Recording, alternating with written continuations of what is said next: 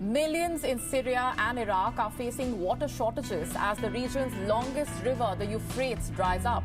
दोस्तों, दरिया फ़रात जो तुर्की से निकलता हुआ शाम और इराक से गुजरता है और ये तकरीबन 10,000 साल पुराना पानी का एक अहम ज़रिया है। और जैसे जैसे इस दरिया में हैरत अंगेज़ तौर पर पानी की सतह कम हो रही है, वैसे ही बहुत सी दरियाफ्तें सामने आ रही हैं। इनमें से जो मोस्ट इंटरेस्टिंग चीज़ साइंसदानों ने दरियाफ्त की है वो हाल ही में दरिया फ़रात के नीचे की गारें हैं, जिन्हें केव ऑफ सीक्रेट्स भी कहा जाता है, क्योंकि इनके अंदर छुपी मजहबी और रसूमाती चीज़ें बहुत ज़्यादा पाई जाती हैं, जो कि लोगों के अकायद, कहानियों और रसूमात को ज़ाहिर करती हैं। दोस्तों, इनमें भी सबसे अहम चीज़ इन गारों से निकलने वाली खौफनाक आवाज़ें हैं,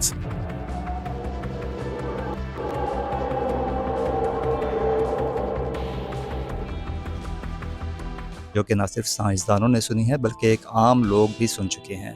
शायद ये खौफनाक आवाज़ें कुछ सीक्रेट्स हैं। साइंसदानों ने अभी तक ये दरियाफ्त नहीं किया कि ये आवाज़ें क्या हैं और इनमें क्या छुपा हो सकता है। लेकिन दोस्तों, ये गारें भी अपनी मुनफरिद शक्लों के लिहाज से दीगर आम गारों से मुख्तलिफ हैं, और ये सवाल उठता है कि क्या ये गारें किसी इंसान की बनाई हुई हैं या कुदरती। लेकिन ज़ाहिरी तौर पर इनका डिज़ाइन किसी जेल की सलाखों की तरह नज़र आता है।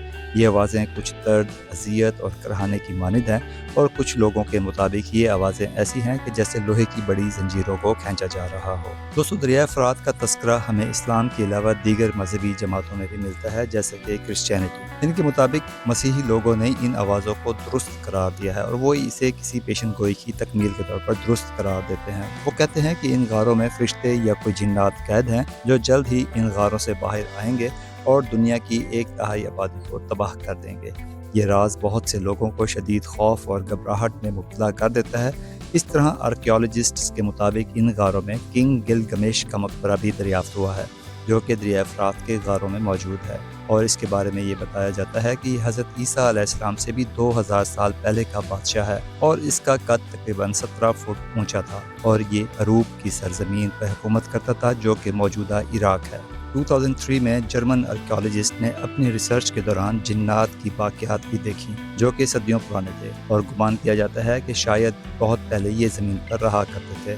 ताहम इन बाक़ियात को कार्बन डेटिंग और टेस्टिंग के लिए भिजवाया जा चुका है। लेकिन फिर भी ये सवाल पैदा होता है कि क्या ये जगह किंग गिलगमेश की आखिरी आरामगाह थी या इसका कोई टॉम्ब वगैरह था। ताहम ये सब कुछ एक सवालिया निशान है, लेकिन इसके बावजूद इसमें इंटरेस्ट और कंट्रोवर्सी दोनों ही मौजूद हैं। दरिया फ़रात के बारे में इस्लामिक पेशन गोई के मुताबिक ये दरिया एक दिन खुश्क हो जाएगा और पानी के नीचे छुपा सोने का पहाड़ ज़रूर नमूदार होगा। लेकिन सोने के पहाड़ या इतनी वसी दौलत के दरियाफ्त होने के साथ साथ बहुत से चैलेंजेस भी मुमकिन तौर पर आएंगे। सबसे इम्पॉर्टेंट चीज़ इस दौलत के ज़ाहिर होने से रिलेटेड है, वो है वार, वार्स, डिस्प्यूट्स और सोशल अनरेस्ट। सोने के इतने बड़े ज़खायर की अचानक दस्तयाबी से अहम जोग्राफियाई और सियासी असरात मुरतब हो सकते हैं।